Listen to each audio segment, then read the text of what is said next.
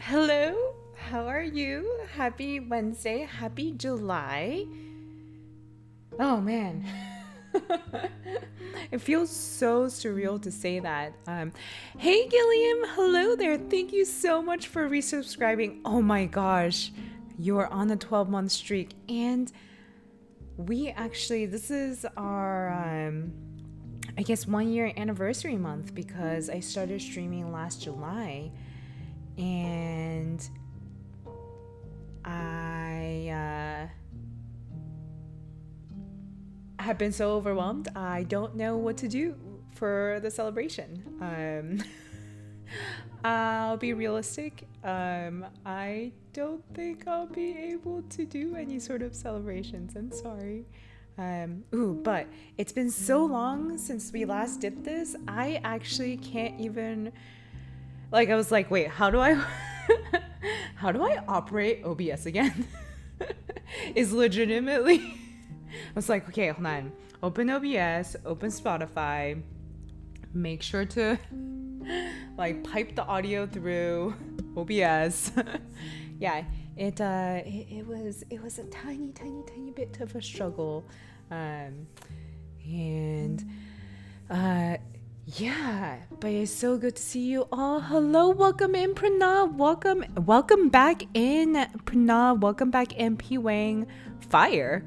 Hey, Abel. Welcome back in. Hope you're having a great summer break. Did you graduate? I can't remember because I remember you were looking for a job. Did I already ask you this? Did I ask you this last month and then I've just conveniently forgotten again? I don't have an updated Mac setup. I think it's the same setup. Although we can get into this later. My newest purchase, Apple purchase. I'm just going further and further down the rabbit hole. I used to be like, nah, this is casual. My Apple devices thing is just casual. It started off with a MacBook Pro. That's how they get you. It started off. Oh wait, no. Did I have an iPhone before the MacBook Pro? I can't remember. Oh my god, hello, Streaky! Welcome back in. Thank you so much for the cheer. It's been so long, but hopefully that means that you've not had to wake up at 4 or 5 a.m. That is the hope. But thank you so much for waking up at 4 or 5 a.m. to catch this again. Is the mic... Hold on, it says my Yeti is... I am getting... So, it does say that my, it's picking up my Yeti. Is anyone having issues hearing me? Oh, sounds good. Okay. I'm glad. No, I thought I started, Gilliam, I think I started in July. Did I not start in July? Oh, no. I'm sure this is a solvable, I'm sure we can just look back on my YouTube uploads to figure this out, I think. Majestic Mac, welcome back in. Hello. It's so good to see you all here. Okay, the mic is working. Sounds a little muffled.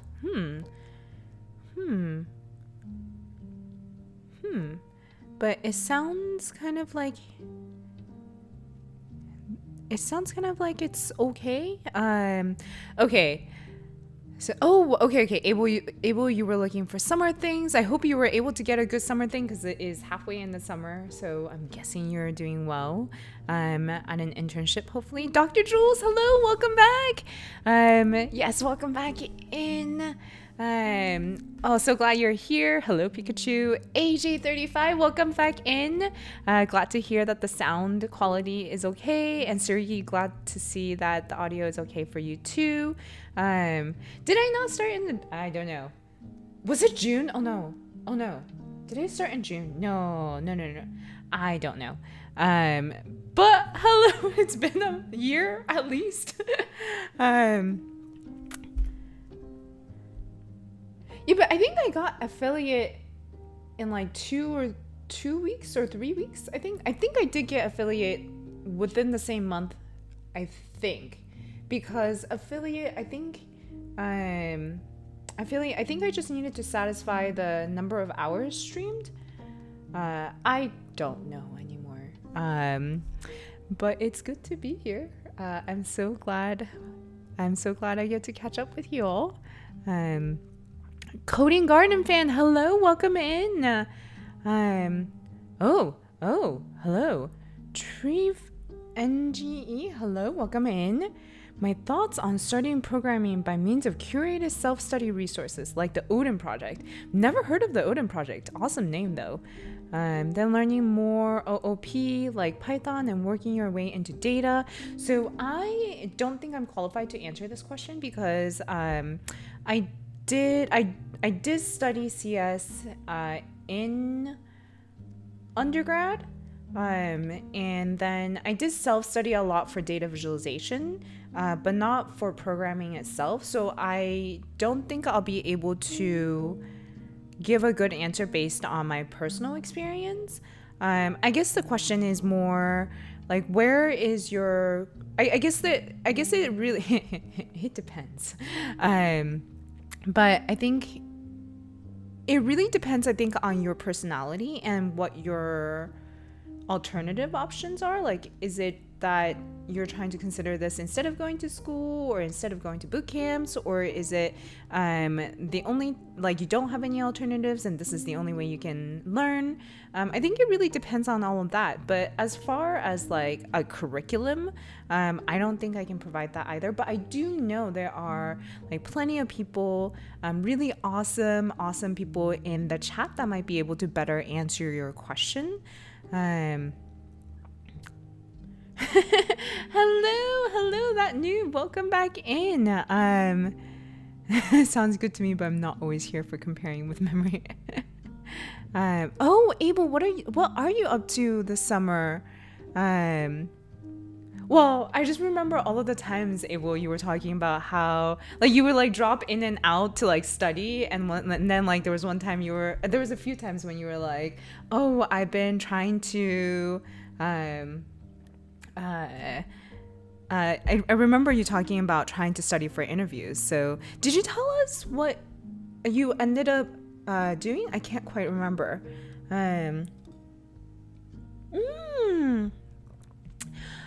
P-Wing, so many congratulations. That's so exciting. Congratulations on your new junior full stack dev job. That is so exciting. I I don't feel qualified to give advice, but I would just say don't worry. So man, I really do not feel qualified to give any sort of advice. But I think, if you feel good about the company you chose, then and the team that you chose, hopefully you do. Hopefully you feel really good about the people that you're going to work with. And especially if this is, let's say, your like first full-time dev job, I think people will be really understanding. Actually, let me put it this way. Really good senior dev people or really good managers will recognize that, especially if this is your first job out, like if you just graduated college or if you switched careers and this is your first, full-time dev job, people will be very empathetic. I think we've all gone through this, right? Of like starting out your career and feeling imposter syndrome. I mentioned earlier that I, studied CS in college, but I actually only minored in it, and I minored in it in the last year and a half of my college career. So when I went into my first full-time dev job, I felt major imposter syndrome, especially because like I had no prior software experience. And so I really empathize if you're feeling really nervous and really unprepared. But I think looking back, there's nothing to worry about. I don't think there's very few schools, programs, boot camps that prepare you for the full array of what you're going to be working on. And a lot of the dev job, and I think this is what's exciting about it, but a lot of the dev job is about learning on the job. So as long as you're like, enthusiastic and willing to learn and put in your best effort to learn what's given to you, then that's all anybody can ask of you. And I think if you've just done that, like show up and show up and be enthusiastic about all of the onboarding and learning, I think then you're already like doing an awesome job. So any like senior devs, any managers, they'll know exactly what you're going through. They'll like be very empathetic and sympathetic to how you're feeling. I think most of us, if not all of us, have gone through the like imposter syndrome of starting out at a new job. So like you're in great company. And if they're not, you'll know that that's not your problem. That's their problem if they're not empathetic to the fact that you're new and you're learning. So yeah, but I'm sure there's going to be a lot better advice from people in the chat. So if anybody does want to chime in about that,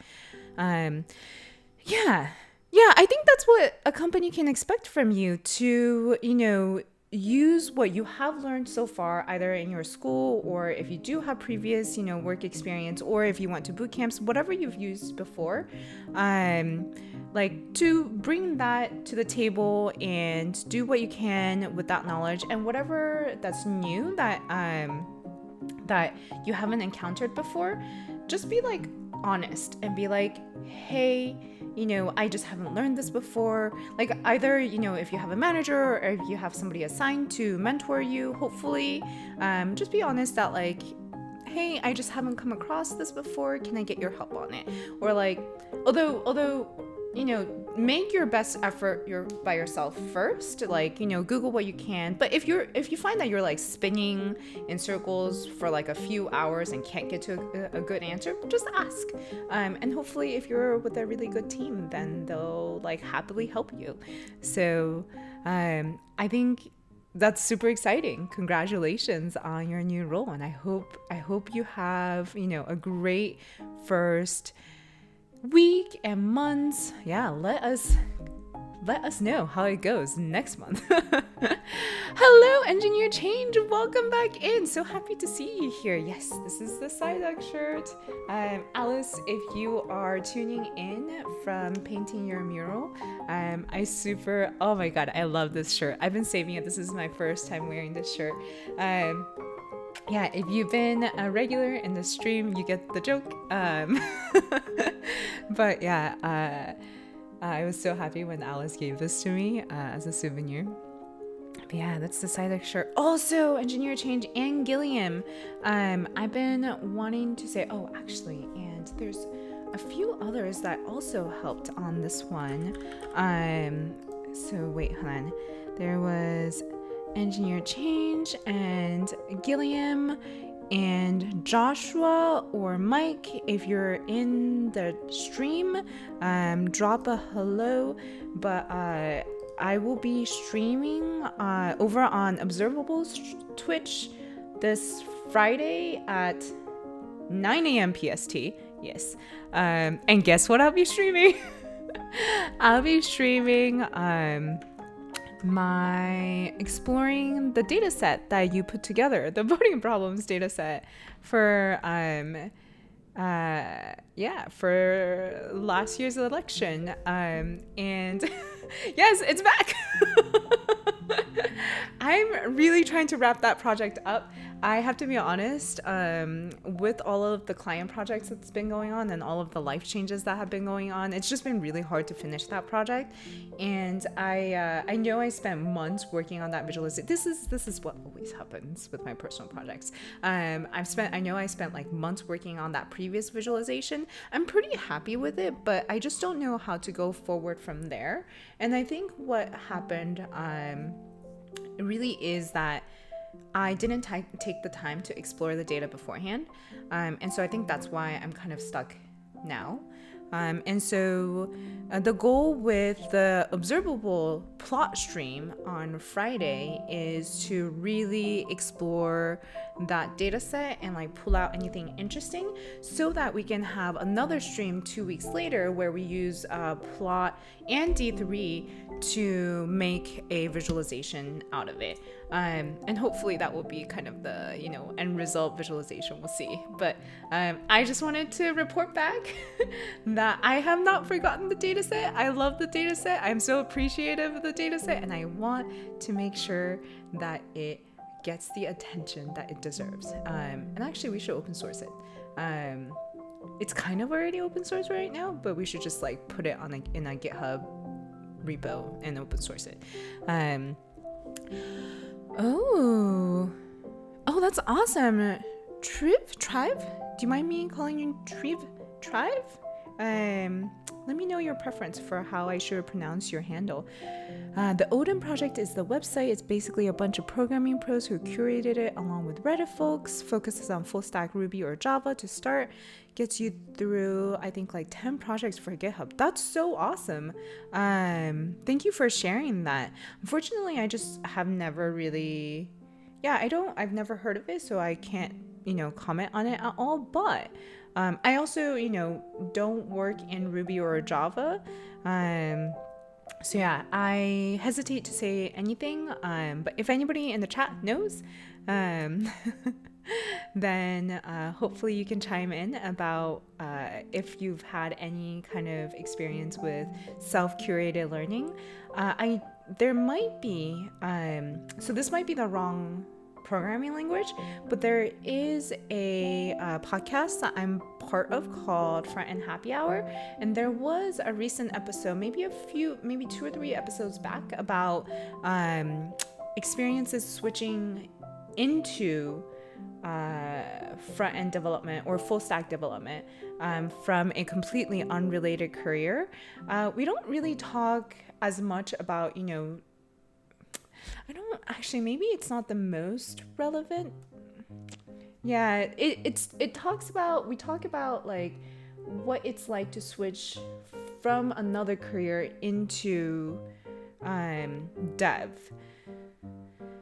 So we don't really talk about, we don't get into specifics about, a self-curated curriculum, but it might be helpful if, if that's the context of where your question is coming from. If it's about kind of like, how do you switch into dev or CS by yourself without the help of any sort of bootcamp or school. Basically my Gilliam says experience code advice right there. It depends.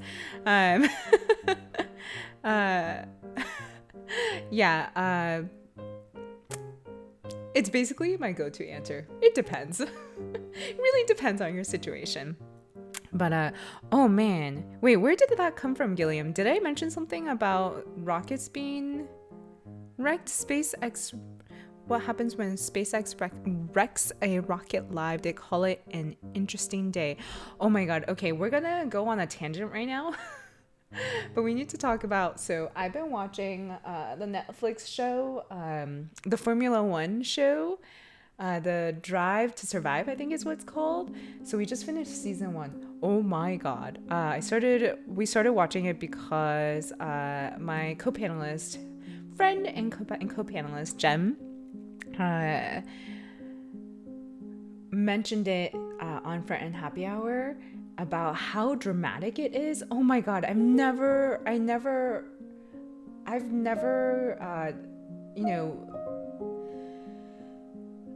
I have never had any interest in F1 or any sort of motorsport before, but holy crap, it is dramatic. I did not expect to get into it the way that we did. But yeah, this is related to the whole wrecking a rocket thing, because the number of cars that they wreck in one race, and it's like millions of dollars. Holy crap. The way that like those cars flip sometimes because they like got into an accident. the number, actually, I feel like it's a miracle. It like really is a testament to the engineering, I think, that so many drivers, majority of the drivers survive after those, like, some of those footage of those like cars just like glancing something incorrectly and then just like turning and flipping, or like just like getting into the air, or like, they like glance another car and then like goes off balance and just like flips and flips and flips until it like hits the side of a wall. The fact that like they don't have more like fatalities, I feel like is a feat of engineering. Yeah, that was a tangent. I'm coming back. Ooh, Sariki! I hope you have a really, really great time in the data science bootcamp. That's awesome. That's exciting. Yes. I hope you have a great time for 3 months. Yeah, let us know each month like how it's been. But yeah, can you remind us what your background is currently, and then like what made you decide to go to the bootcamp? But yeah, that's very exciting.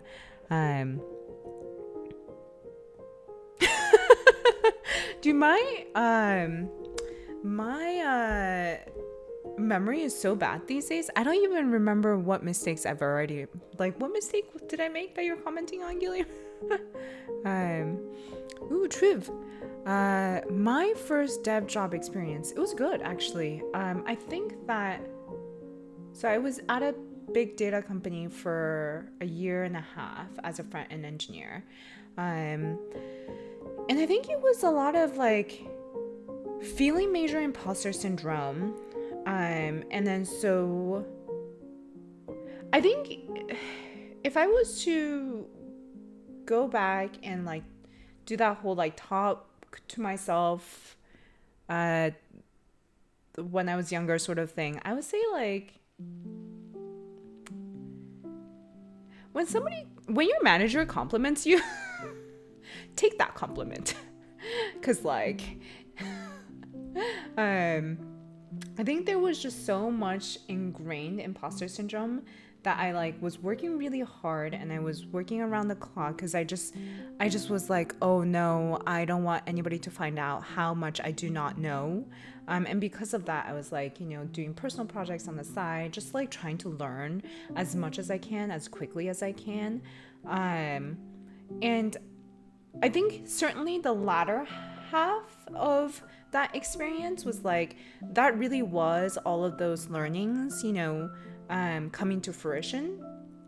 And I think that's when I started feeling more and more confident about my skills. But even the first half, when my manager was like, hey, you're doing well. Hey, like, don't worry. Like, you're doing fine. You're doing well. Like, you're a fresh grad. Like, don't sweat it. Because I was so blinded by my insecurities and the imposter syndrome, I kind of was like, oh no, he's just saying that to be nice. Like, oh no, he's just, saying that to be a good manager.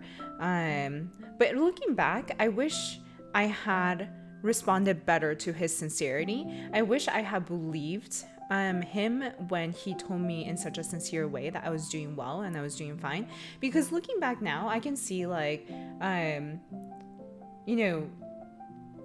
unless like the company was like from like, we hired you because we thought you were a rock star engineer fresh out of college because you've already been working for 6 years for some reason or whatever. Like, unless that's a situation where like the company is like, we're paying you like hundreds of thousands of dollars, like top billing because you have like, all these years of experience already. Like, unless a company hired you like that, I feel like most companies are like, you're a fresh grad, like you're a new grad, and we don't expect you to know like 80% of this job. So like when a manager or a teammate says like, you're doing well, I wish I had the confidence to receive that genuine compliment, because I think that's something that like yeah, that's what I mean. Like any good, senior dev, any good manager will know to be empathetic of a new grad situation. So, oh yeah.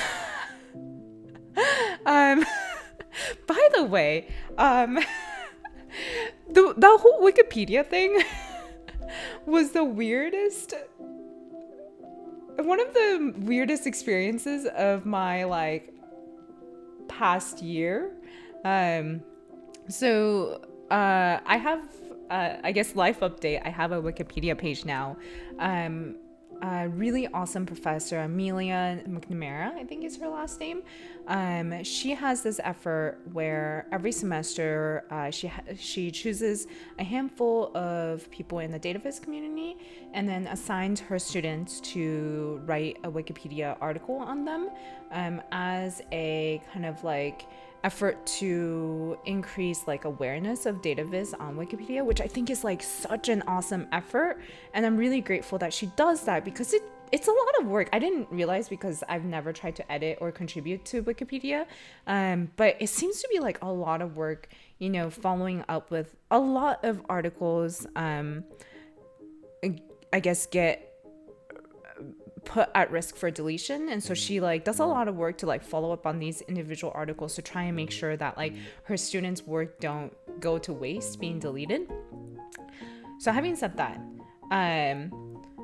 it felt really weird to be pulled into like Amelia didn't ask that much of me. She just was like, hey, we wrote this article, we're hoping to like it's at risk of deletion, but if you do have some news articles written about you, then we can use those as sources, and then that might like keep it from deletion. And I was like, sure. And I dug up a few because I realized that I'm really bad at advertising when there's like press about my work. So I now have it on my to-do to add like a press section to my website portfolio, which still has not been updated, and that's been on my list of to-dos for like 2 or 3 years. Anyways, so I sent that along to her, and then I also like started reading the deletion comments on my Wikipedia article, and that I felt like it was getting really contentious in there. Or contentious might not be the right word, but it was like getting really tense in there. And it is the weirdest feeling to read about how I'm not qualified to be on Wikipedia. Like that. I'm not, what was the word? Not acclaimed. I'm not notable enough to be on Wikipedia. It's like the weird, I'm like, there was like a moment of I was like, I had to be like, I do not need to tie my self-worth to what Wikipedia thinks. Yeah, I do not need to tie my self-worth to what a Wikipedia editor thinks, or who a Wikipedia editor thinks is notable or not. But yeah, and because I have an unhealthy obsessive personality, I did read up on those deletion comments every week or so, and it was the weirdest experience. It's like one of those morbid fascinations of like, I know it's like how like famous YouTubers are like, don't read your comments section, and I keep going back. This is my like biggest fear about like if I actually start the YouTube channel, is like I'll just read the comments and then just like feel really bad. But yeah, I read the deletion comments and I was like, there are so many. What was some of them? But thank you so much for fighting on my behalf, Engineer Change. I really, really appreciated that. But yeah, what was it? Oh, like the articles written about me they were so weird. Something like because they are articles written about me based on my what I said, they were primary sources. So like it was taken from my own website, I guess. So then those articles don't count towards notability. I don't know. So that was one thing that was like, I was like, that's really weird. And then I also remember, I don't know, I think it's a lot of how going back and forth about how my work is not notable. So yeah, I guess TLDR. Wikipedia, there were Wikipedia articles, many Wikipedia articles that thought my work was not notable enough to be on Wikipedia, and I just felt really weird about being pulled into this drama that I did not ask for. So that was it. But yes, my first job was at Splunk. Engineer change, were you the one that dug up where my high school was? Because I was both impressed and a little bit scared. But yeah, oh, and I think there was like also some comment about how now this is just like an over glorified like resume or something, because now it has so much detail. I don't know.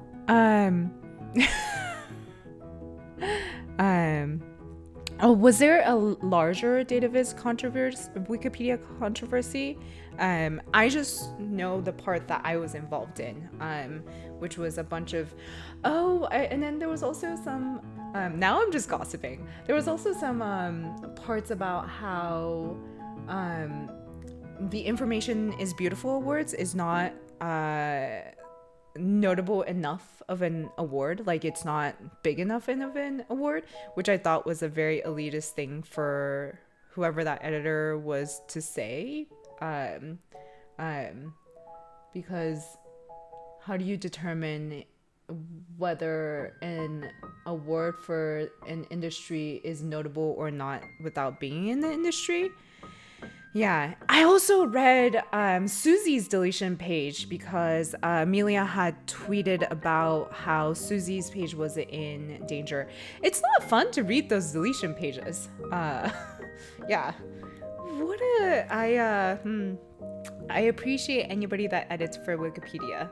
I appreciate the work that you do, but I think for my own mental health, I'm just gonna stay away from those because those deletion pages are kind of, maybe it's just the two that I read.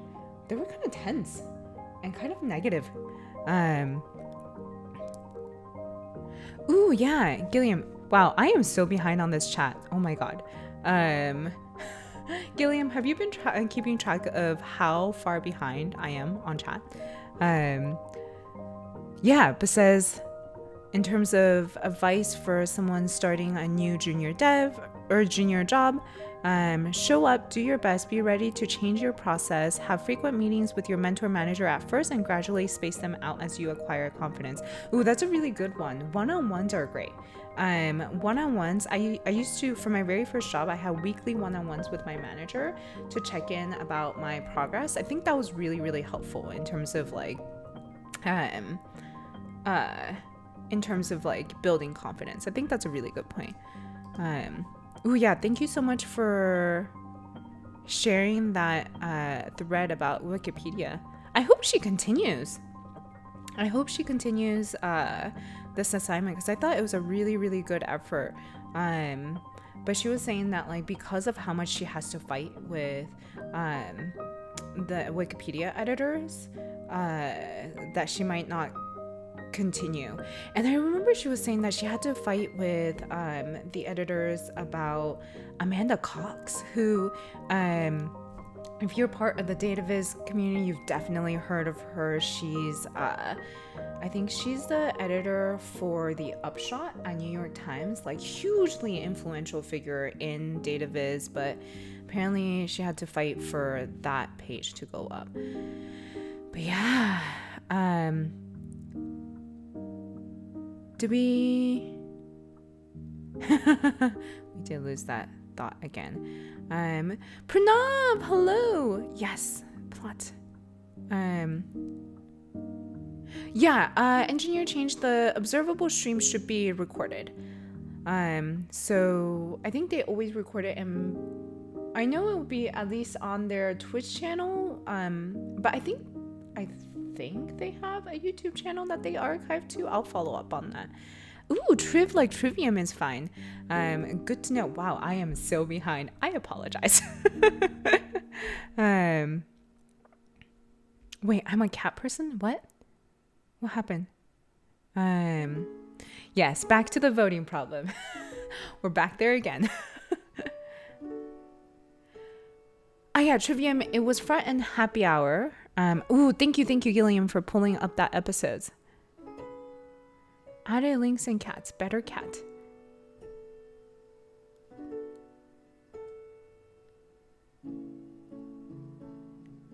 Yeah.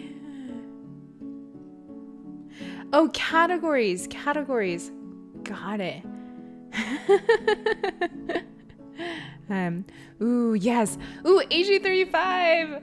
Oh my god, Pranav, glad to hear about oh my gosh, about glad to hear that you both really like that Formula 1 show. Oh no, I'm not caught up. I'm only on season 2. But I don't know if I want to ask what makes the most recent season so scary. Is there I remember for the season 2 when they were like promoting it, they were talking about how like the cars are now outfitted to be the fastest they've ever been or something. I have so many opinions about the drivers. Oh my gosh. I think it's so interesting that like there's like the younger drivers.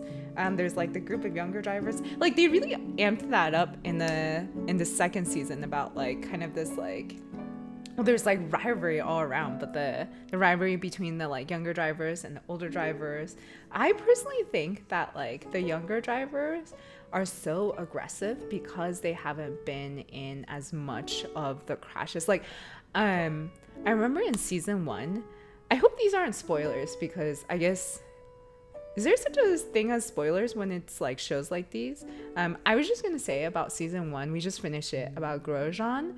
I really feel for the dude because like I feel like there's probably some like PTSD that he's like really battling from that huge crash that he was in. And then I feel like the reason why, and this is just like my very, unqualified armchair analysis, but I feel like the reason why all of those younger drivers can be so aggressive in their driving is because they haven't experienced like crashes like Grosjean have. That's my theory. Yeah, so much viz, and every time I'm like, I'm so impressed that they're like getting information out of those charts.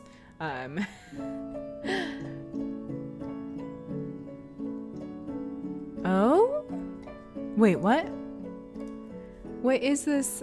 Who has the fastest F1 app website in 2021? Wait, that's so funny. Thanks for sharing that, Gilliam. Another good way to get this crowd into F1. It's a series of articles by Jake Archibald about optimizing their web pages. Oh my god, that's hilarious. That is so good. That is so poetic. Being like, let's see which F1 website has the fastest performance. Web performance. Oh my god, I didn't know that the steering wheel alone can cost $100K. That's ridiculous. Hello, Pleo. Welcome in. Mistakes? Oh. Got it. Wait, am I catching up? What was the part about mistakes? Oh. Okay. Got it. Okay, Gilliam, you had that comment was for Trivium about starting a new job. Can prepare for most mistakes, but I think that was P. Wang's question about starting as a junior dev. You can prepare for most mistakes, but you still make some, and that's okay. Definitely agree with that. Hard agree. Yeah, I think the like biggest thing is like ending up at a good team instead of like, because there's plenty of toxic teams, I think, at least in Silicon Valley. I don't want to speak for the rest of the world, but like in Silicon Valley, there's like plenty of toxic teams and that are like, oh my god, that are basically like that Silicon Valley show. Have we talked before on this chat or on this stream about how much that show triggers me? Because of how true it is. Yeah, there's plenty of toxic teams and companies. And I think the important thing is probably the most important thing is to have to look out for that and kind of get yourself into a good team that are going to be empathetic, that are going to help you grow. It's probably the most important thing to help you grow. Yeah. Ooh, I've been meaning to stretch because of. Thank you so much for redeeming that, Ricky. Oh, actually, let me go up. Oh no, of course. Yeah, thanks for asking the good questions, Trivium. Yeah, I totally agree. There are some really great podcasts out there. The one I'm on, Friend Happy Hour, I know we talk a lot about these kinds of things. So there might be some episodes that you might enjoy that are more geared towards junior devs, or might be geared towards we talk about a lot of things. We've had some really good conversation about managers, finding a good manager. Having a great manager on your first job really makes a world of difference, because I think that really sets the tone for how you work for a long time, and the confidence you might build for how you work. So yeah, definitely manager is super important. But yeah, I don't know that many other dev podcasts. I tend to subscribe to Dataviz podcasts, but if anyone has a good podcast recommendation, please drop them in the chat. Oh, yeah, P Wang, I don't want to make any statements on behalf of your employer, but I think for, again, it's kind of if you have a great manager and a great team, they will definitely let you learn on the job. But I think it's also how you set expectations going in. If in an interview you were like, I am a if you in the interview was like, I am super great at the back end, and then if you go in and are like, JK, can you just give me some time to learn Java and SQL on the job? Then your employer might be like, WTF. But if in the interview process you were honest and you were like, hey, these are the things I learned, but I know that I'm still I'm really, if your situation, for example, is that you're a really great front-end developer and you've just made the transition to be more of a full stack developer, for example, then hopefully in the interview you were really clear about, what you're good at and what you're lacking in for now. I wouldn't even say lacking, what you're not as experienced or comfortable with. If you were very clear about setting those expectations, I think a good employer would give you that time and space to grow. I think what might be harder is if you want to learn Java and SQL, but then they don't have the projects to let you learn Java and SQL, and if that doesn't align, that might be harder. But if it's that you want to learn, the best situation is if you want to learn Java and SQL and they have a project that needs to be worked on, then you're in full alignment, right? I think there's a whole separate conversation about when your expectations for what you will be doing and what you'll be learning on the job is different from what the company hired you for. That misalignment can make things tricky. So I think even if you weren't able to set expectations in the interview, I think going in and setting expectations, from your first day or like first week or something, I think that would probably be really helpful. If you have a great manager, they should be doing that. They should be like, let's have a one-on-one, let's sit down and talk about what you are hoping to get out of this job, like, you know, out of this experience, like what's your short-term goal, what's your long-term goal. A good manager should be doing that. So I already think it's super awesome that you're thinking about all of this. I feel like that's like probably leagues ahead of how like a lot of us starting out would be, to be like, to like even have these concerns, because it's like very forward thinking of you. So if you're already thinking about all of these things, then I think, again, if you're like, you know, in a great team, then communication and honesty is like the most important thing.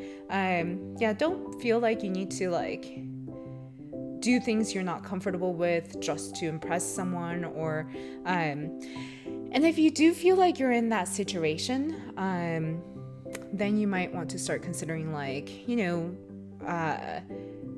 like first take all of the steps to try to get yourself like what your needs are in alignment with like the company's needs, you know. But if you've already tried that for like months or something, then that's probably when you can start thinking about whether staying at the company is like actually worth it or not. And there's also like podcast episodes we've done about, I think there was one about when you know is the right time to go to your next job, to like start interviewing for your next job. That was a very interesting conversation too. But yeah, all of that to say, if you've, you know, set the right expectations and hopefully your employer is an awesome employer, then there should be no problem at all for you to learn on the job. In fact, I feel like that's what most of software engineering is, like Googling and learning on the job. So, Majestic Mac, welcome back. Rockstar engineer gives me recruiter nightmares. Oh my god. The words rockstar and ninja, like, I'm like, these were never meant to be. No, don't describe engineers as rock stars or ninjas. Do not do that. I agree with you. I fully agree with you. Husband just came out of his office, heard this bit, and is just laughing now. He and I agree on this. I feel triggered when I get an email in my inbox that's like, we are looking for like, either we are looking for a rock star engineer or like a ninja. I don't even know how they like append or prepend ninja to the title, but whatever, engineering ninja, dev ninja, I don't know. Anytime I see that in the email, I'm like, auto delete. Not even archive, just delete. I do not want to talk to a recruiter that says that.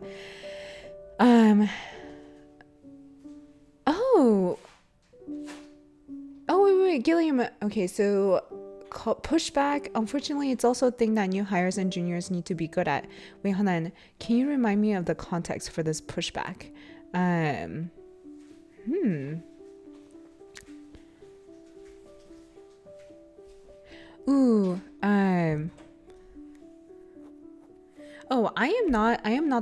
am also not qualified to talk about SQL because I don't really work with SQL. My understanding of SQL or NoSQL is that, I thought NoSQL was like very related to SQL. And I do get the impression that SQL is very much alive in terms of like data and data engineering and all of that. But please don't quote me on that. I am not good at backend. Onboarding process I went through on my first job or other jobs. How fast will they expect me to be self-reliant and be able to be productive? 3 months, 6 months? Again, love using this answer. It depends. I think it highly depends on the company. Like if you go into a startup, then I feel like a lot of tech companies, tech startups especially, are like, like they'll tout this of being like, you can push code to production on your first day, which always kind of scares me of like that's a lot of pressure on your first day. But I think it really depends on how how big your company is in terms of code base. Like if you have a startup that, you are joining to help build out this kind of like, whether that's, to help build out the product or something, then there might not even be that much for you to be onboarded onto, because, you're going to help build the thing. So the thing doesn't really exist just yet, or only a tiny bit of it exists. So in that case, like your onboarding is really fast, right? I feel like when I was at a startup, my onboarding was like 2 weeks or like a week, and then I was starting to push to production, I think. And then I probably started feeling comfortable in like 2 months or something, just because there just isn't as much stuff for you to be onboarded onto.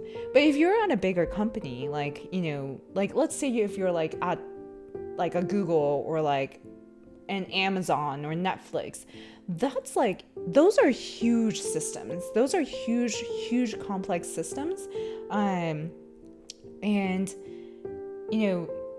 that might take a lot longer for you to onboard onto. And that, I think, is, again, something that your manager or your team should help set the expectations for, to be like, hey, like, we're a huge company, but our team is responsible for like this subset of this huge system. And for you to get onboarded onto this like this subset, it takes N months. It takes 3 months or 6 months, or it might even be that it takes you like N months to feel comfortable in this subset, and then it takes like a much longer time for you to like piece together how your team's subset of the code base, or your team's subset of the system, fits into like, all of the other teams, and like how they fit into the system. Because there's something to be said in a big company about like, knowing what your team does and knowing that well. And then I feel like the next step is like knowing where your team fits into the larger organization. And I think that's like a 2-step process. And depending on the size of your company, like that, it could really depend. But I think that's a really good question to ask your manager. These are such great questions. Oh man, I'm like, I did not have these sorts of questions going in. I was just like, la la la.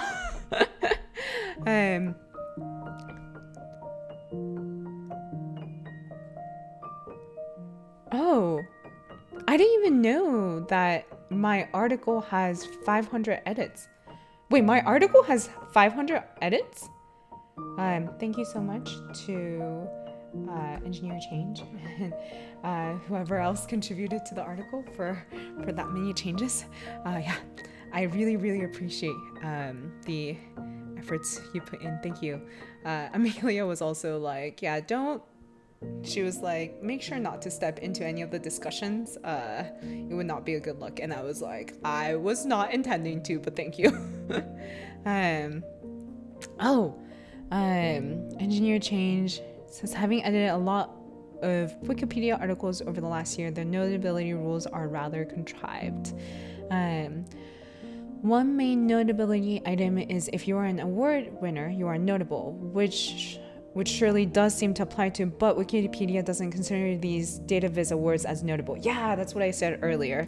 I think the only thing that really rubbed me the wrong way is like the arbitrary ways that, like what articles, like what publications, because they consider notability by what publications have mentioned the person, or like what awards they've won. But it's like a very, like, I think that one of the things that bother me the most is like, what if someone in a non-Western country won a really notable award that's that is really well known in their country, but because the Wikipedia editors have not heard of them or cannot, access information about that notable award in English, then is that grounds for deletion? I don't know. It's such an interesting area that I hadn't really thought about. that kind of goes into, I think, equity on the internet, that I just never gave thought to before that experience of like, I've always known that Wikipedia is obviously very like Western leaning because it's primarily in English. I learned that when I was working on the project about Hong Kong artists and how, it's kind of hard to get like Asian artists onto Wikipedia because of the language barrier. But yeah, that's probably like my biggest complaint. Other than being like, it's the weirdest feeling reading about how I'm not notable enough.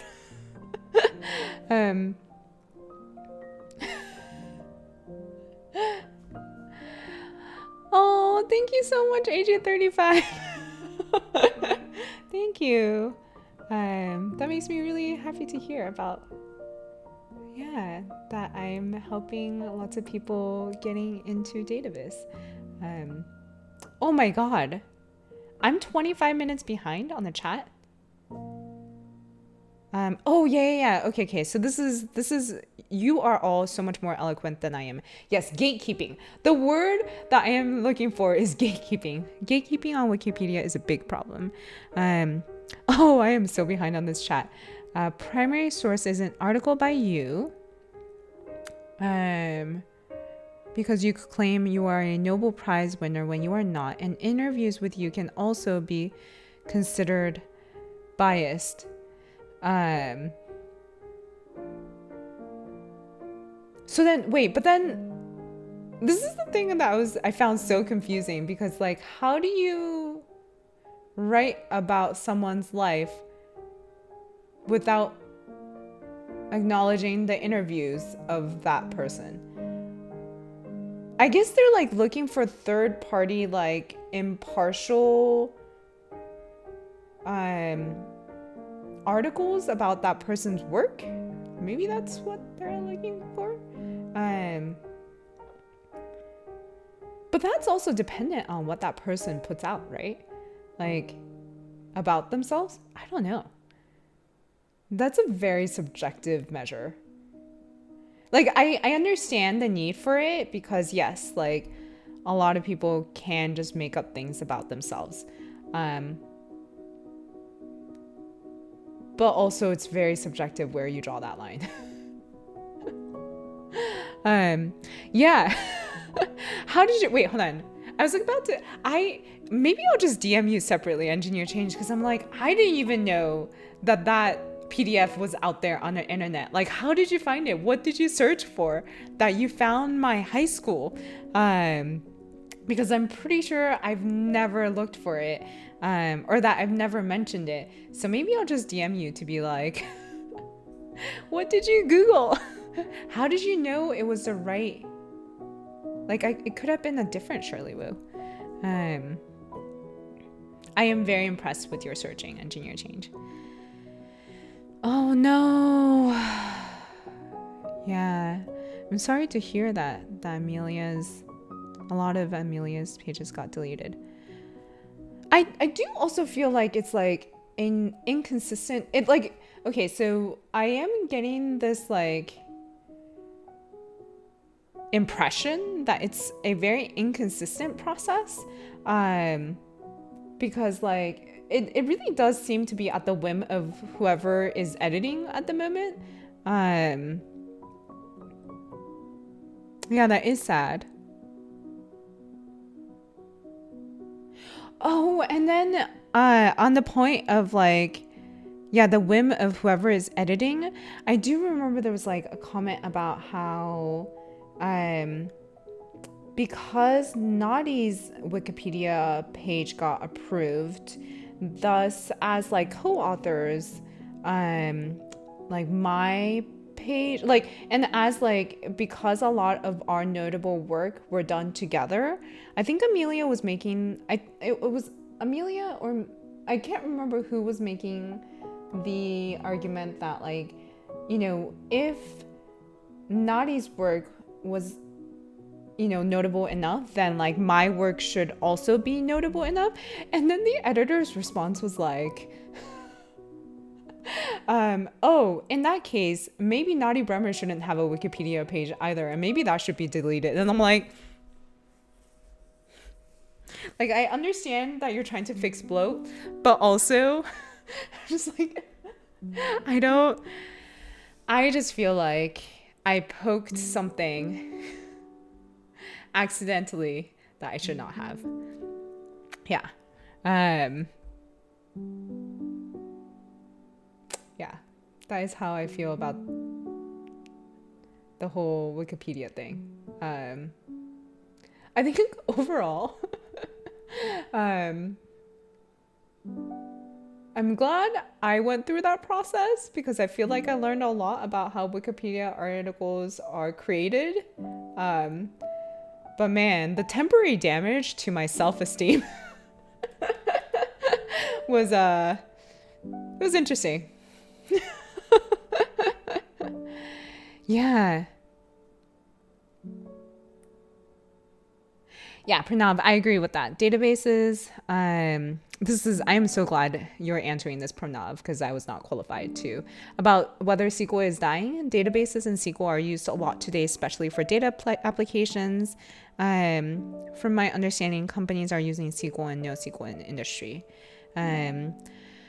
And Gilliam adds, depends on the use case, but SQL is still very much a big thing. Oh, Gulemi, I'm sorry if I butchered your handle, but welcome in. I'm really, really glad that you caught me live too. Oh my gosh. Oh wow, I'm sorry for taking so long to catch up. I hope you're still here, Gulemi, but thank you so much for telling me that. So wait, hold on. You're saying that you started your own Twitch channel or that you started your own YouTube account? Either way, congratulations. It's so exciting. Thank you so much for telling me that, and I'm really, really glad that I could, help in some way. That is so nice to hear. Thank you. Especially about kind of, because knowing how that feels of seeing someone and being like, okay, I think I want to do it too. I am so happy that I could be that person for you, Gulabi. Yeah, let us know if you are starting Twitch streams or if you're starting a YouTube channel. Oh no, just caught up on Pranav's comment about season 2. Wait, I thought we were on season 3. Season 2, there was a serious accident in the F2 race. Oh, F2 race, not F1. Interesting. Oh, this is awesome. So Gilliam says about NoSQL that it is what we call eventual consistency, which means that eventually it's going to be synced, but you don't know when or for how long, and that may be bad or not depending on your use case, but it's certainly not for every app. Okay, so what I'm understanding is that NoSQL is really great for certain use cases, but we should be careful about how we use it because it might not be the right tool for every use case. I think that's certainly very fair. And I think that's the fun part about choosing tools is I don't think any tool is the right solution for every problem. And then just knowing enough about each tool to decide whether it's the right solution for what you're looking for. I think that's the fun challenge of being a dev. I don't know if it's a spoiler also. Can you spoil real life events? I don't know.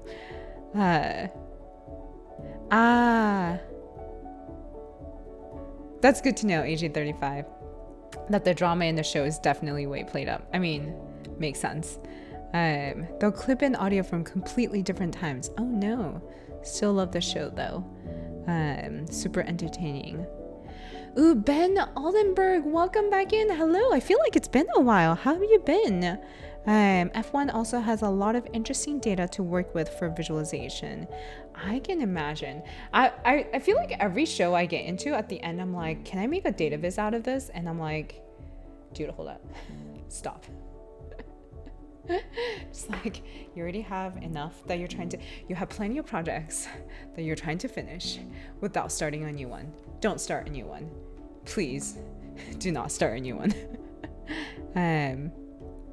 Oh, on Netflix. So Gilliam says, on Netflix, I've been enjoying Korean shows like Tunnel and Law School. I haven't heard of those. They have this nice thing where they blur any troubling scene like blood, and it's so much more enjoyable. Wait, are these like Korean dramas, like scripted Korean dramas, or are they like reality shows? Or I don't think I've heard of them. Oh, I wish I knew enough of the physics. So Pranav says the fluid flow and physics simulation for cars, especially for downforce, is really interesting to visualize. Poobaday! Welcome back in. Hello, it's great to see you here. F1 is super fascinating, but I can't help but notice there are so few women. Oh yeah, I have not yet seen a woman driver, and I don't think there's only one principal / CEO that's a woman. And I feel so bad because her team is not doing well. That must be so much pressure. Yeah, I agree with you, Poobaday. Yeah. Lol, and I thought I was catching up to this chat. Oh, interesting. I have seen some things. I have seen like previews about Startup, the K-drama Startup. The K-drama called Startup. But I haven't started watching any of it. I've been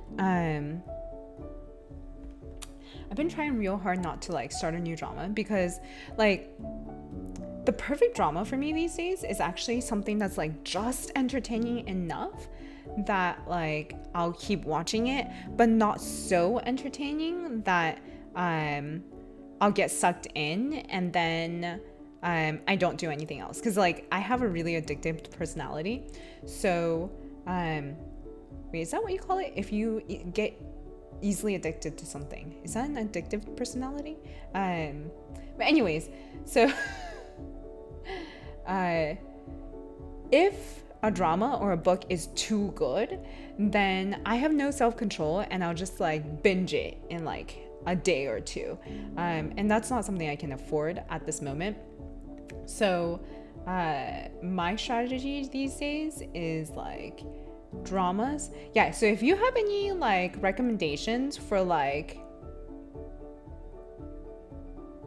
mid-tier dramas, I would love them. Thank you. Just interesting enough that I'll keep pressing play, but not so interesting that I'll drop all of the things I'm doing and all of the like work I'm doing and like only concentrate on that. Oh, interesting take. I appreciate this too. Engineer Change says about SQL versus no SQL. As long as there's structured data, SQL will be a player is my take. It's so ingrained. Oh, Poobaday, thank you so much for that recommendation, that podcast recommendation. Soft Skills Engineering is a good, fun podcast. Focuses on the human side of engineering. Oh man, and we all know how much we need to focus on that. Yeah, I feel like the more senior you get in Eng or Dev, the more you realize like being able to write good code is great, but being able to like work with other people well is invaluable. Yeah. Like I feel like a junior IC responsibility is like to make sure that they write good code for the features or tasks that they get assigned. And then a more like senior IC dev role is like, I just call it herding cats. Yeah. Oh no. Oh, yeah. Threaded replies would be awesome. Galabi, I'm so sorry I missed you. Man, I am so bad at this. Hopefully you'll be able to catch it. Hopefully you'll look at the YouTube archive and hopefully catch it then. But thank you so much for joining, even from European time. Yeah. Yeah, oh my god, that's so cool. Glavi says, nice to see you people in the chat also, since I have been seeing your contributions in the VODs.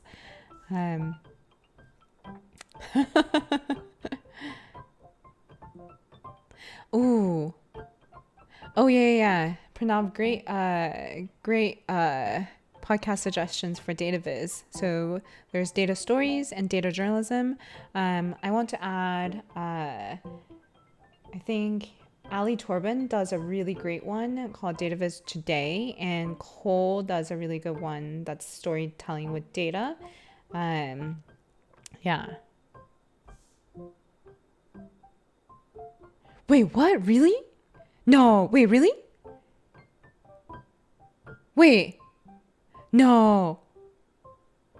Wait. Sorry, I'm like freaking out about Gilliam's comment about pronunciation. SQL is a Microsoft product and SQL is a general technology language. Wait, so we say SQL? Wait, I thought they were interchangeable. Oh no, now I'm having like a mild like freak out. Wait, hold on. Yeah, if if people in the chat you want to vote on this, is it pronounced SQL? And have I just been like really dumb and pronouncing it SQL? I thought they were interchangeable. Yes, okay. Please vote. I'm not gonna start a poll, but please vote if you think it's SQL, or no, if you think it's SQL, or if you think it's interchangeable. Those are the two options. And in 20 minutes, I will get to this. Yes, that is really nice that Data Stories has speakers from both industry and academia. Oh, I've been really interested in that podcast, the How I Built This podcast, because it's like, it's a lot of, the ones I saw were about building companies, right? Oh, man. I am so behind on this chat. I just got to the part about Gilliam's response to, I think, Trivium or P-Wang about pushback. I think it was to P-Wang about expectations with management. Pushback is about expectations. The comment about pushback is about expectations with management, because depending on the manager, they may be way too high. You mean high up on the, like, in terms of, like, they may be too high up to know the details of like implementation, right?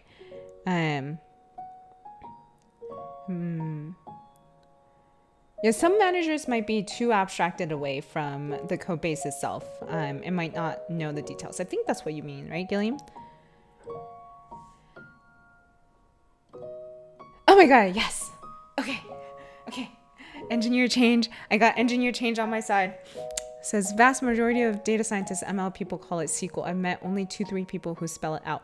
I wonder if it's like a cultural difference, like a cultural/language difference. I think that here I hear plenty of people call it SQL, but maybe Gilliam says laziness. Okay, I'll let it rest at that. I'll turn. Hello, welcome back in. Wait, someone's saying SQL is my trigger, really? Oh, it just stirs my gut because it's so unexpected. Got it. Yep. In 20 minutes, yes. Did it take me 20 minutes to get there? I did read it quite a few times. P. Wayne, thank you so much for redeeming Stretch. Oh, speaking of Stretch, this is where I'm going to take us on a tangent again. And I'm going to talk about how I recently got the Apple Watch. By recently, I mean this past weekend. And I've been thinking about it for like a good 6 months or so. I was thinking about getting it initially for like health reasons, and I'm like, that's a lot of money to spend just to like track my heart rate. Then I was in New York last month for apartment hunting, which, by the way, we found an apartment. So we have a place to live come August, end of August. So excited. That's a whole separate update. But then when I was in New York, I learned that you can now use Apple Pay to ride the subway. And I was like, that is the use case I've been waiting for, because it is really annoying. I know guys don't have to deal with this, but it's really annoying to have to dig out my Metro card from my wallet that's in my backpack just to get onto the subway. Like the motion of like having to dig around for my wallet, even if it's like in an accessible place, and then to have to like find the tiny like thin piece of like fake plastic that is the Metro card out of all of the other actual plastic cards that are in my wallet. And then like I just have had so many moments of anxiety, like not being able to find it and like being like, oh my god, am I gonna miss the train? So now I have an Apple Watch so that I can just tap in. And that is the use case that I was like, I am willing to spend $400 on this use case. But it also turned out that apparently the credit card I have had this special going on that like where if I use points to redeem an Apple product, it was like steeply discounted. So I didn't end up spending any money on it, which I consider to be a win. So now I have an Apple Watch. All of this is a big tangent to say, I've had a few days to really look at the database on the Apple Watch. Has anyone else been like, I really want to redesign the viz on here, especially their activity tracker? The fact that it is 3 donuts within each other really bother me. Like, really bother me, because it's like one of the things that I don't know, I haven't thought this through, but I don't know, for people that might not know what it looks like. Wait, hold on, can you see? Oh gosh, hold on, can you see that? Wait, hold on, wait, maybe I should just I guess if you want to Google like activity tracker on Apple Watch. But yeah, 3 donut charts within each other, because okay, I'm not I'm not gonna get into that tangent. Anyways, getting back to the chat, have there always been non-Japanese anime? Yes, this is such a great conversation. That is such an, I feel like this is, I don't think we have time for that conversation today. But it's very interesting about Japanese anime, because technically speaking, to Japanese people, anime is just any animation. So that includes cartoons, but in like the Western, in the West, anime is very, very specifically Japanese animation. So I don't know where I was going with that, but I have been seeing a lot more about really good quality Chinese animation starting up, which makes a lot of sense because, I think for the longest time, Japanese studios outsourced some of their parts of their production to Chinese studios. So it makes a lot of sense that those people that worked at Chinese studios supporting Japanese animation studios will get good enough at the craft that they would take their own staff. There's actually a really great YouTube video by a channel called Accented Cinema. I referenced this in a Front End Happy Hour podcast as well, but it's a video essay called In Search of Style. In Search of a Style, I think Chinese animation, something like how Chinese animations have found their have found their style and voice, I think. It's a very interesting watch. But I don't think that, I think Chinese animation or Chinese anime is a very recent thing. I think it's only been probably the last decade or so that's really come up. I guess earlier what I was trying to get at is like, do we consider anime a style, or do we consider like, because there's animation and cartoons, and then but then we think of anime as something else. So like, is that a specific style that we're thinking of now that it's not just Japanese animation that uses that style anymore? It's such an interesting conversation that I don't think we really have the time for. Oh, interesting. Man, I am so behind. Engineer Change says third party impartial. If you have a biography about you, is generally impartial. But again, where do they get the facts about someone's life? It's still like, unless, you know, it's, I guess it's like, if I mean, like, there are some things that are just pure fact, right? If someone did win the Nobel Prize, or they like did win something, then that's fact. But if it's like information about where they grew up, or like what schools they went to, or like, unless it's that, you know, like, do biographies dig up the information about like the school records, or I feel like it's such a blurred line between what someone provides versus like information that someone provides versus just like pure fact. And I feel like a Wikipedia article has both of those. Yeah, an autobiography versus a biography, it needs to be independent. If you are in the same room getting interviewed, there is an inherent bias. It is such an interesting, yeah. Oh, they prefer a balance of mostly third-party sources rather than too many primary sources, and it's all fungible anyway. And we're back to maybe not tying our worth to our Wikipedia page existing.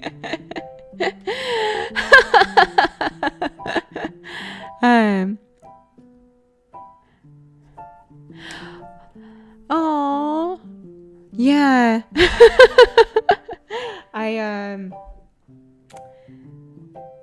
Yes. I think I feel like our whole conversation, it's such an interesting thing that, like, because I read all of your comments so slowly, like, some topics keep coming back, and this is one of those that keep coming back throughout the stream. I hope it doesn't make it sound like I'm like super bitter or something. I think the resolution, Engineer Change, the resolution of that Wikipedia article was that, like, it was inconclusive, so they decided to keep it, right? But yeah, I hope that our book gets reviewed by one of those big periodicals, but I think that the chances of that are very slim because it's such a niche book. Like, we definitely wrote it keeping like the data viz professional in mind, not like a general audience in mind. And I think that was a choice that we knew had some cost of, you know, just wider audience accessibility, but we wanted to write what we wanted to write. And we wanted to write a book where we didn't feel like we needed to water down any of the content to make it more accessible to a wider audience. That sounds so arrogant. Water down was probably the wrong word. But I think I mostly mean we just wanted to get into as much technical detail as we wanted without getting... I think the line that we drew was getting into as much technical detail as we want without being so detailed that we lose even our technical audience, and without being so detailed that our code gets obscure, that our writing gets becomes obscure within like a year because of how quickly code and the web progresses.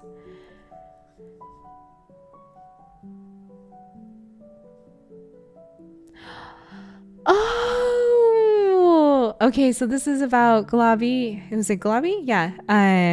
Making a Twitch account to be able to chat. I am so happy to hear that. I thought it was to start streaming. But thank you for making an account so that you can join in on the chat. We have a really awesome, fun chat. So P-Wing, I'm gonna maybe we can talk about it in our next stream, which unfortunately will be like in a month, but hopefully you can like kind of, what's the word? Give us an update about how your experience has been in your first month. Team of 8 to 10 devs mentioned that working in a silo is not good. In other words, they want people who work well in a team and be productive. Both excites me and brings some doubt about if I will slow the team down or will be able to contribute to the team within a reasonable amount of time.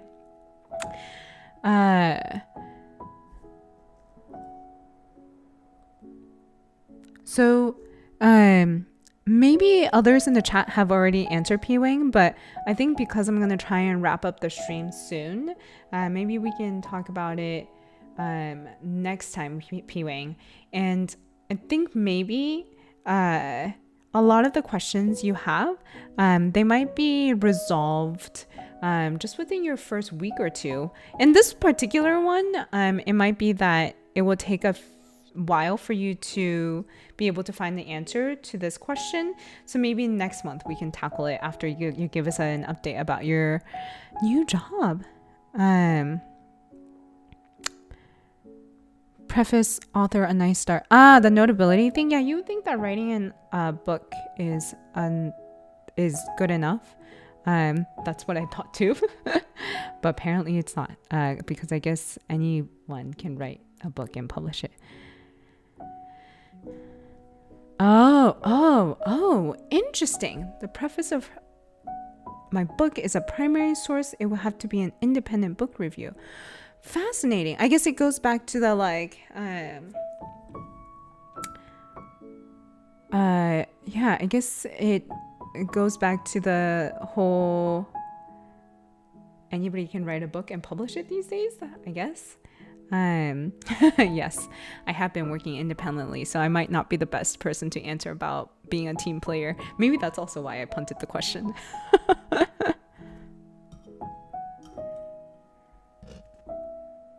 Yeah. I've seen that engineer change. When I was working with the Guardian, I remember going into their New York office and they had like a whole table that was just like stacked high with books that were sent to them, which I'm not even sure if any of them were reviewed at all. Yeah. Oh, interesting. That is a good read on addictive personality. That would make much more sense as a definition for an addictive personality. So then my question is, what would you call someone who gets, easily addicted to something? Hello, Michael Akatane. Welcome back in. I hope things are going well for you. Bloodline. A good mid-tier drama is probably Bloodline. Does that have to do with vampires? Or is that something else? I feel like anything with blood on Netflix, I'm just like, vampires. Must be vampires. Oh my gosh, what is the new exhibition? Please tell us more, Michael. Is it a new exhibition for a museum or... Yeah, great to check in with you too. Michael, I actually can't remember quite where you work. Do you work at a museum?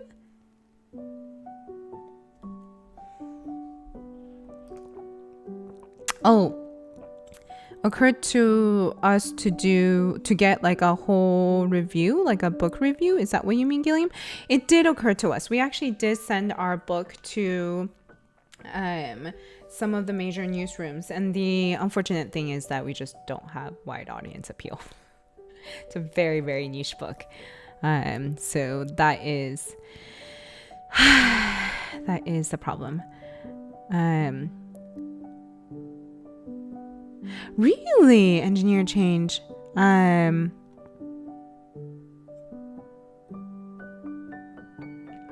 Really? That's an interesting take. Engineer Change. That good data science books are so few that they would jump on a fun book like ours. Our experience was the opposite, that it was too niche to get that much interest from big publications. But maybe you mean, but maybe you define periodicals. Maybe I'm not thinking about. Can you define periodicals for us? Because I'm thinking of like big publications, like New York Times, like New Yorker, like who else do we ask if there would be a chance for a book review? I can't remember. Did we send to Fastco? I can't remember. Maybe? Yeah. I also think it has to do with the fact that we're with an academic publisher who has a lot more connections and network with academia, versus if we had gone with an industry trade publisher, then they might have had more connections at those big publications that might have been able to get us some more book reviews. But, you know, things that we did not know to even think about 3 years ago. And even if we did, we're not sure about, at least 3 years ago or 4 years ago when we were trying to look for a publisher and sign the deal, one of the most important things to us was the technical write-ups, and we're not sure if a trade publisher would have signed up for that. A lot of the trade publishers we talked to weren't interested in the technical parts. So I think that was one of the biggest hurdles that we had to overcome with our book, in terms of finding a publisher. And we feel really lucky that we found a publisher that was willing to do kind of like the mix of both technical write-up and also a lot of images. Oh, so many SQL. Okay. Pronounce, I like want to take a dabby. It's pronounced. Then you just wrote out SQL. Engineer Change, and P. Wang are the only ones that says SQL, or SQL and SQL is interchangeable. Okay, only 20 minutes behind. Squale or squeal? Hello, Jacob. Welcome back in. Squale or squeal? I like squeal. Let's go with squeal. I like squeal. Yeah. Ooh. Oh yeah, I did see that, Pranav. Thank you for sharing that.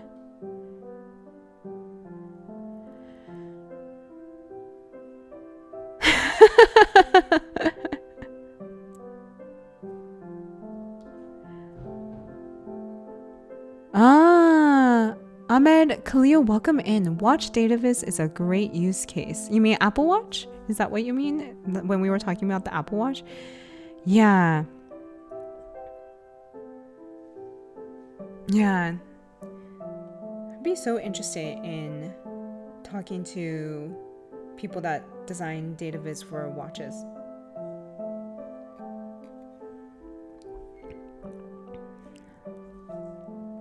That's probably true. The number of political books, man. The last 4 years, there was probably so many political books written in the US. Oh, nice. What's the new Samsung watch? Yeah, I love the aesthetic in Chinese anime. I think it's that I think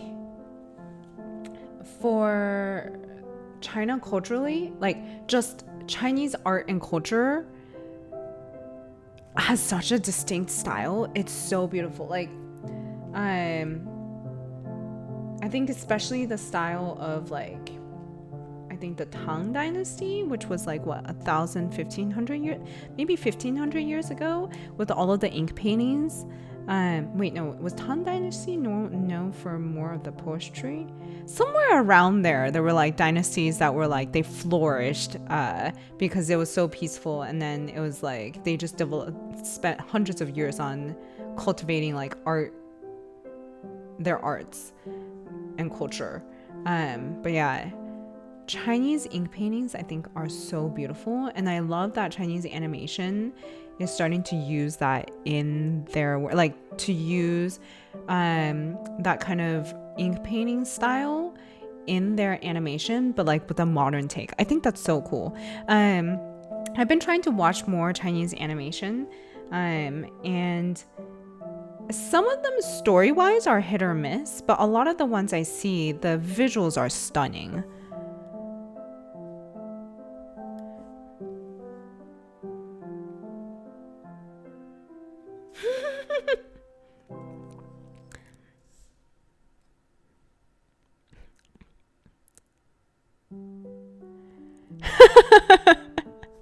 Yeah, I understand. I do it to myself.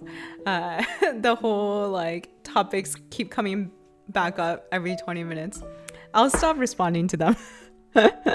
The moment Amelia McNamara writes a history of data visualization, you make it in that book, then you are very comfortably notable for forever. Wait, in that case, like my work has been in other people's books.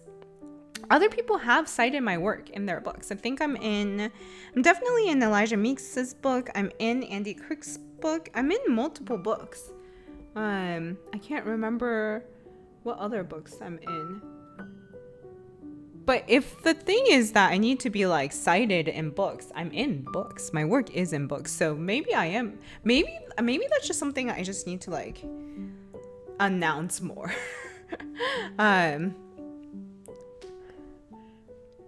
Yeah, we have multiple conversations going on. But I'm glad that that can be, yeah, I'm glad that that's entertaining. So glad to hear that, P. Wang. Yeah, glad that I can impart some useful things. But yeah, I hope you have a really great first week. Oh yeah, Gilliam. That is that is something that was trained into me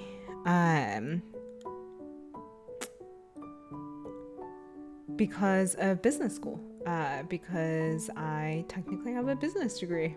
Had to take a marketing class, did a lot of case competitions about product marketing.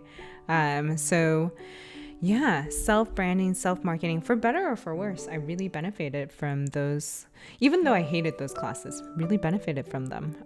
That's something that I've been very mindful of since I started freelancing, because yeah, I mean, freelancing is all about putting your work out there. So had to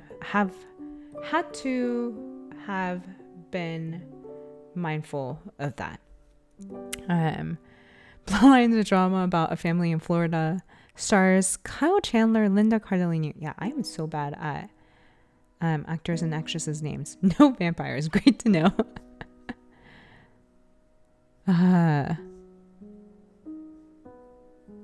Oh, I think you told us this, Michael. That is so cool. Michael plays harp and sing, and then making a foray into generative art installations. Oh yeah. If you do have any completed works, any completed like generative art, or any updates about the exhibition, drop them in the chat. We would love to have updates. Visuals react to sampled or live audio. Oh, awesome. Exhibition is in November and December and combines live performance on harp and voice.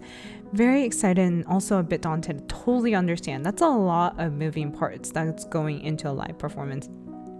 Honestly, I am so impressed anytime anybody's like VJing. Is that what's called? VJing? When people are like mixing visuals live to respond to like a concert or something. That's like a lot of pressure. I am so impressed whenever people do that. But yeah, if you like, get a video of that together or something, like please drop them in the chat the next few times we have our monthly catch-ups. Pray.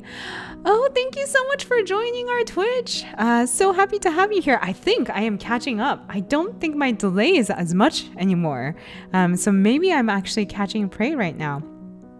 But thank you so much. I really am really glad that you enjoy. Friend Happy Hour is really fun because I basically just have the topics. I'm like, I don't know if I'm qualified to speak on this. And Ryan is like super encouraging. And he's like, you always have something to contribute. And so I show up and then it's just a really fun conversation. Half the time I show up because I'm like, I just want to learn about this topic. And then it's just a really fun conversation. So I'm really glad to hear that. Thank you for so much for saying that, Pray. Linda Taza, huh? Eisenberg.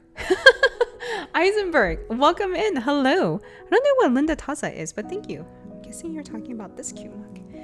My best friend, one of my best friends, gave it to me last Christmas. Apparently, it's one of her ex-coworkers runs a ceramics shop. So that's where this is from.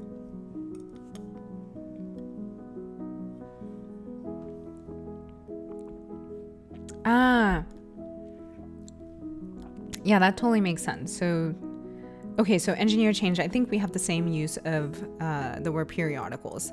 And I just keep talking about them as publications. I think I refer to them as major publications.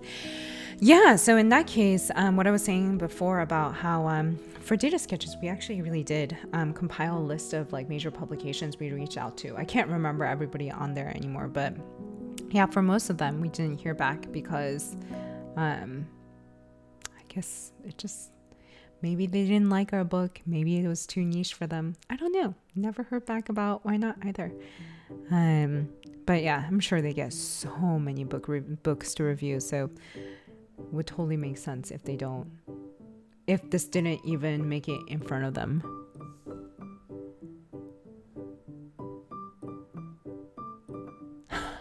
Is this about the my Wikipedia article, Gilliam, about the number of references?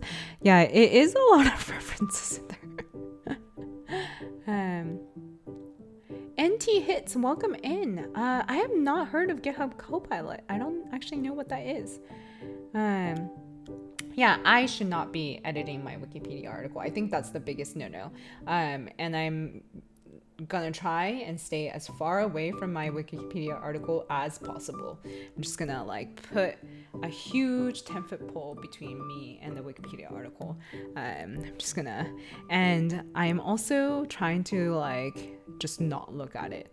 I think it's better for my like it's just better for my self-esteem to not look at it. That is a very weird feeling. Actually, that's also a very weird feeling to have a Wikipedia article. So I'm just gonna not think about it. Oh my god, my delay is 6 minutes.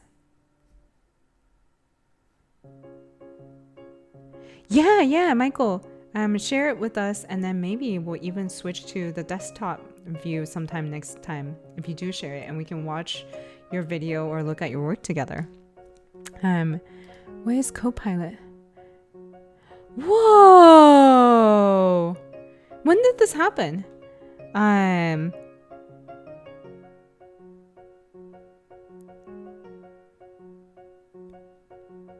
definitely missed this. Whoa! Wait, so is this like their own? So now they have their own editor that Copilot runs out of? Oh, no. Is this a plugin for VS Code?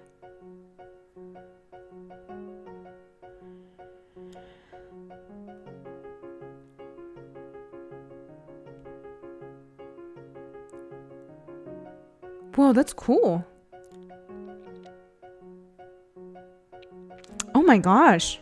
I like this tagline. Skip the docs and stop searching for examples.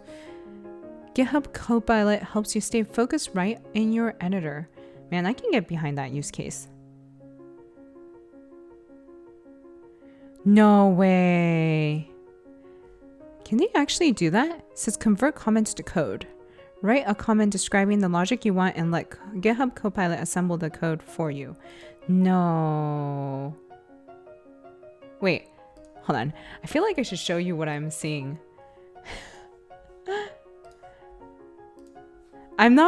Some things I'm not inclined to so easily believe. Okay, wait, let me show.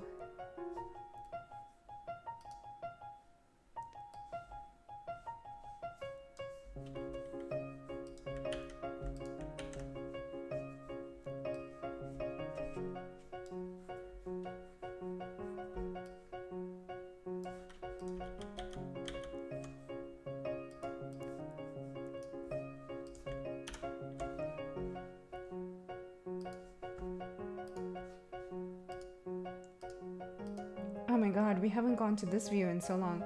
Oh no, it still says that I'm sponsored by Adobe. Hold on, technical difficulties. Just let me take that out.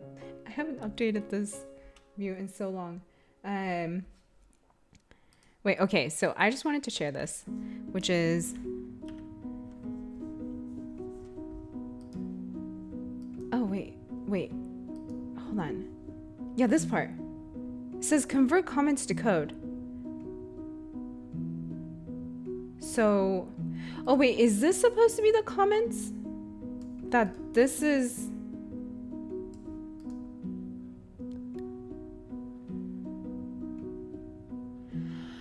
Oh, okay. So basically it's saying that if I write this comment, which is supposed to be what the output should be, and write this function... Sometimes, like, I just get this, like, tingly, I doubt feeling. Like, you know how sometimes demos are, like, not, like, some demos don't actually work? Maybe it actually does work. Maybe I shouldn't be so... Okay, I'm gonna say it this way. I'm not gonna believe it until I try it out myself. Because this just to me, maybe this is me just not understanding how much AI has evolved or ML has evolved, and I'm just like so skeptical of this, that like you type this out and you give it just like the function name and input, and then it's just supposed to, it's gonna auto like output that for you. I just like, this part seems cool. Okay, so I'm sure this actually works, because if this doesn't, then GitHub wouldn't be making such a big statement about it. I just have my own doubts about how well it works. Like, does it work well only for the simplest use cases, or does it, like, where does it work well, and like what's the threshold in which past that it doesn't work as well, if that makes sense? Yeah, so TLDR, if this works, this is super fucking awesome. I have my doubts about whether it actually works, and if it does work, I think it probably works on simpler use cases, but there's probably a threshold at which it stops working. And if I'm wrong about all of that, then that would be awesome.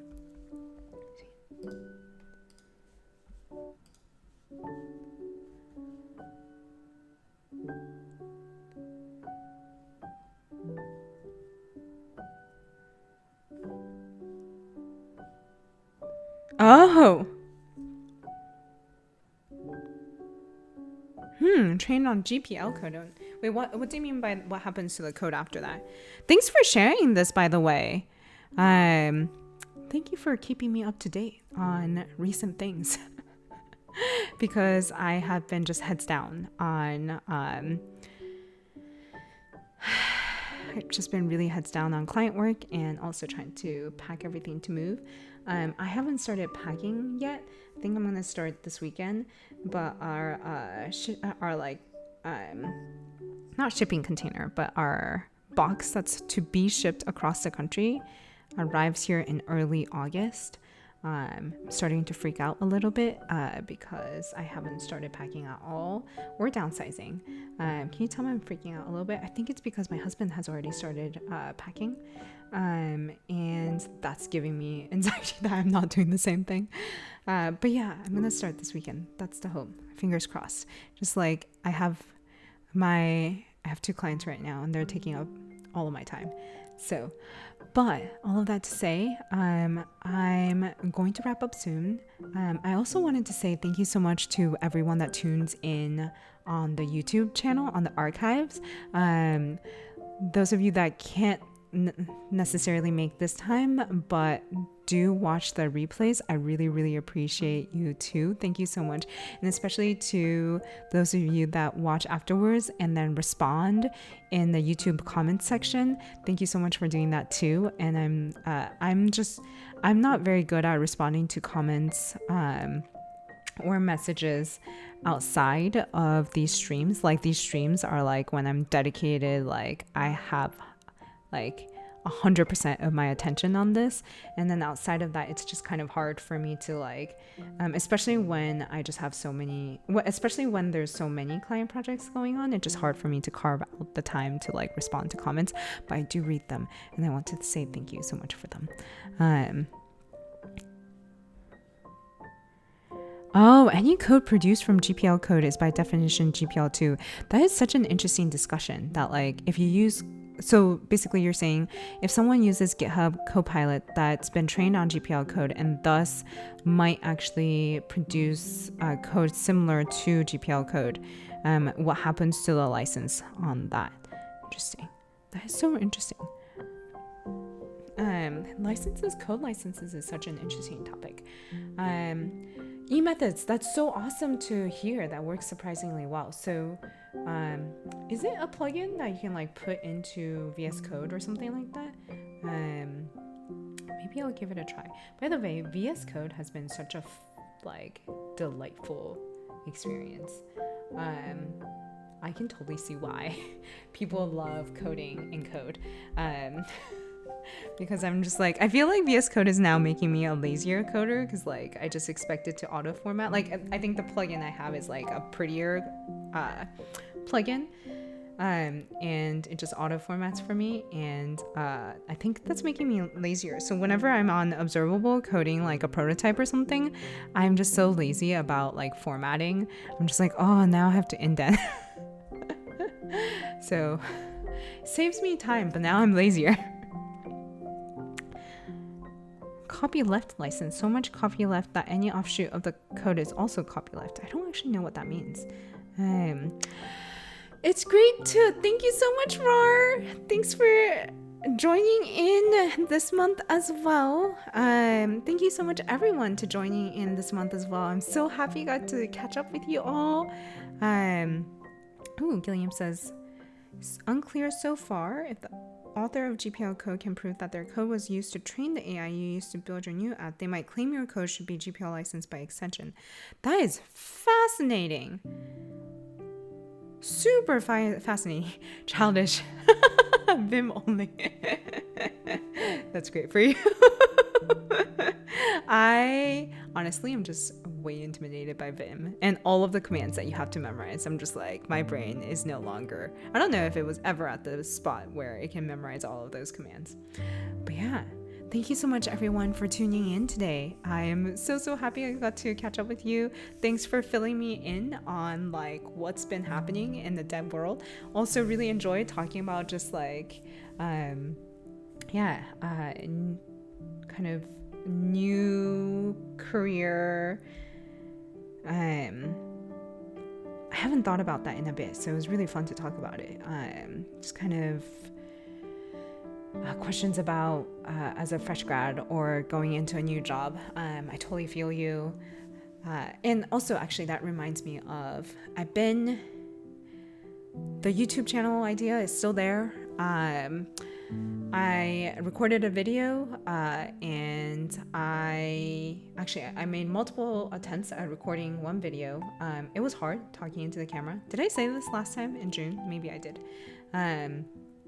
And I haven't edited it, and I think it's because it's too scripted. So I might re-record it to be like much less scripted and much more casual. Like, I really don't want the YouTube channel thing to be like that. I feel stressed putting it together, like I feel stressed giving a talk in front of a conference. So I think I want to keep it as casual as possible. So I might re-record on one where I just pack at the same time. Because honestly, if I'm not packing, like, the only time I can make time for a YouTube video right now is while I'm packing. So I might just pack my office stuff and then talk about why I'm starting a YouTube channel. So it's in the works. And also, I think I've been hesitating because I'm like, oh, I should build up a backlog so that I can publish consistently. And I think that's really just making me...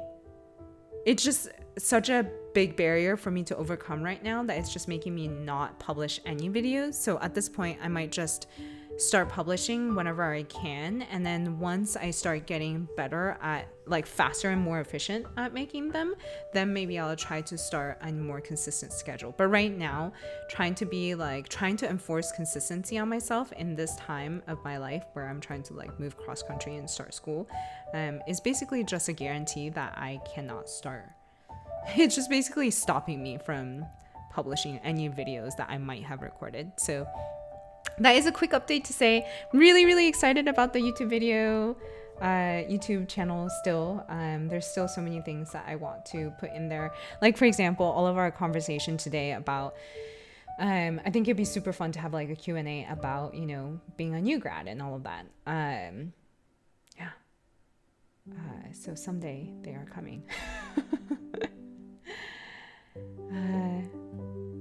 PCE took me 7 years in Vim and I'm still uncomfortable. Oh man, I feel you, Altern. I tried at the beginning of my career and I was like, I do not have the patience for this barrier to entry. Oh, it's plus P. Oh no. Oh, it's quote plus P. Huh. Oh. Emu. That is such a cute handle. Hello, welcome in, Emu. No. It's been a very long time since I graduated. I'm flattered though, if you think that I just graduated. Very flattered. I guess this camera is not picking up how old I am. No, I graduated a while ago, but I am going back to school. I'm going back to grad school. But there were some questions about advice for someone just starting out in their career. So I really enjoyed talking about that. Yes, in 2 years, hopefully I'll be able to say just graduated. But yes, thank you so much everyone for joining today. Thank you. Oh man, this wire management. So happy to catch up. And I hope you all have a great July. Oh man, maybe I'll end on, so every month I've been like writing down how I feel about the beginning of the month. And this month I wrote down, I've given up on trying to figure out how time is going by so quickly this year, and have decided to just enjoy it as much as I'm capable of enjoying anything without freaking out, really. So yes, I'm freaking out about the fact that it's already July of 2021. I'm gonna try and just enjoy it. So I hope you all enjoy July also, and I will catch you in August, where I will no longer have this whole setup with this mic, because it will all be all packed up and on its way to New York. So all you'll have is me and that laptop and my AirPods. Back to how we started. Yeah. Bye-bye. Thank you so much. Bye.